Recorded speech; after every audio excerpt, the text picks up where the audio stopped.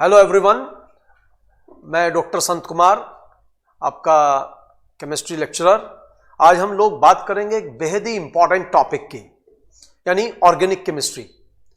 देखिए, organic chemistry अपने आप में एक अलग केमिस्ट्री है।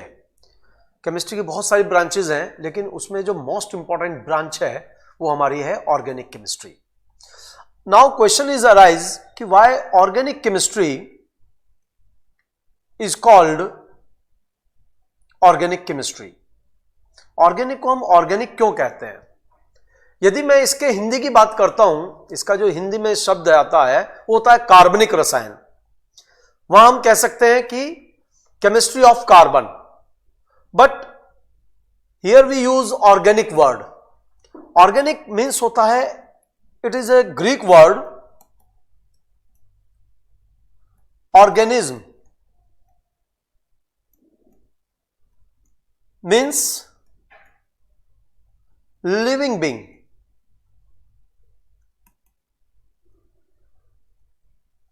Now question is arise, what is the relation between organic and living being? Actually जो living being होती हैं वो कौन होती हैं भाई? पेड़ पौधे होते हैं, हम और आप होते हैं, ये सब लिविंग बीइंग होते हैं। या हम ये कहें, यदि उनके करैक्टरिस्टिक्स की हम लोग बात करते हैं तो करैक्टरिस्टिक्स में आती हैं उनकी, दे रेस्पायर, रेस्पिरेशन होती है उनमें, एक्सक्रीशन होता है, डाइजेशन होता है, लोकोमोशन होता है, रिप्रोडक्शन होता है ना। सो लिविंग बीइंग में और ऑर्गेनिक में जो डिफरेंस है, या सॉरी जो कहना चाहिए कि जो रिलेशन है वो क्या है? एक्चुअली यदि हम जितने भी लिविंग बीइंग हैं, चाहे वो प्लांट हो या एनिमल हो या ह्यूमन बीइंग्स हो, उनका जब हम एलिमेंटल डिटर्मिनेशन करते हैं, यानी एलिमेंटल एनालिसिस करते हैं, तो हम पाते हैं कि आफ्टर द वाटर, पूरी बॉडी में से वाटर को रिमूव करने के बाद जो हमारा जो मेन इंपॉर्टेंट एलिमेंट होता है दैट इज कार्बन। यानी carbon is the most important and essential component of the all living being. That's why the study of carbon is called organic chemistry. एक चीज और मैं आपको बताना चाहूंगा कि before 1827 Wöhler was the scientist, Berzelius के स्टूडेंट थे। ब्रिजिलियस ने अपनी एक थ्योरी दी थी that is called vital force theory.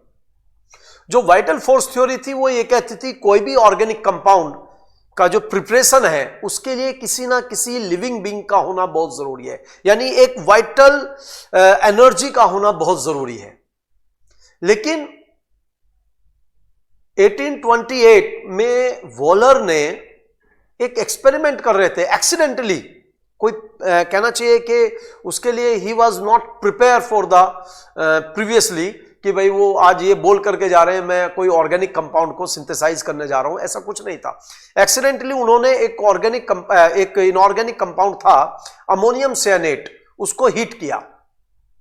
Ammonium सियानेट को जैसे ही हीट किया तो he got a new product that was the urea.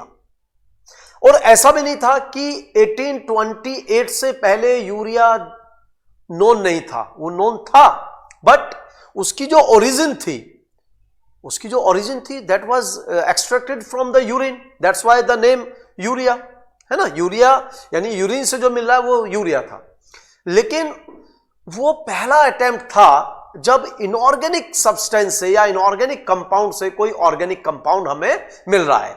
यानी उन्होंने क्या किया, NH4CNO को जैसे अमोनियम सियानेट को हीट किया तो he got new compound that is NH2CONH2, that was urea. So urea was the first organic compound which was synthesized in lab for the first time, and it was a great jolt, it was a great shock for the vital force theory given by the Berzelius. यानी इससे पहले कोई भी organic compound lab में prepare नहीं हुआ था। And after that Kolbe, जिन्होंने एसिटिक एसिड को सिंथेसाइज किया, एंड सो मेनी, सबाथिया एंड सिंड्रेंस ने आपके हाइड्रोकार्बन्स को सिंथेसाइज किया। तो ऐसे बहुत सारे ऑर्गेनिक कंपाउंड्स फिर बाद में धीरे धीरे क्या होते चले गए, डिस्कवर्ड होते चले गए, सिंथेसाइज होते चले गए। लेकिन वाइटल फोर्स थ्योरी हमेशा क्या कहती थी, कोई भी ऑर्गेनिक सब्सटेंस है उसकी ओरिजिन के लिए किसी ना किसी लिविंग बीइंग का होना बेहद जरूरी था। लाइक लैक्टिक एसिड हमें मिल रहा था, वो दूध से हमें मिल रहा था। दूध is also prepared obtain from the living being. Tartaric acid मिल रहा है तो इमली से मिल रहा है, सिट्रिक एसिड मिल रहा है तो सिट्रस फ्रूट से मिल रहा है, मैलिक एसिड मिल रहा है तो आपको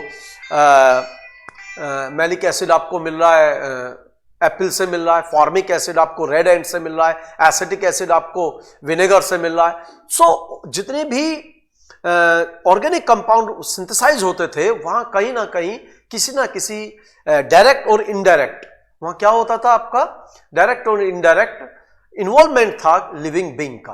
तो इसलिए लिविंग बीइंग की वजह से ही बर्जीलियस ने एक थ्योरी दे दी थी जिसको हम नाम देते थे वाइटल फोर्स थ्योरी, है ना। और वाइटल फोर्स थ्योरी को 1828 में वॉलर साइंटिस्ट थे, वॉलर कहना चाहिए कि जो बर्जीलियस थे उनके स्टूडेंट थे, उन्होंने इसको जब डिस्कवर किया यूरिया को, तब जाकर के ये थ्योरी अमान्य हो गई, उसको डिस्कार्ड कर दिया गया। और you know very well about it कि nowadays more than 20 millions organic compound has been synthesized and prepared and well known. So it was the something about the for the introduction of organic chemistry. Thank you so much.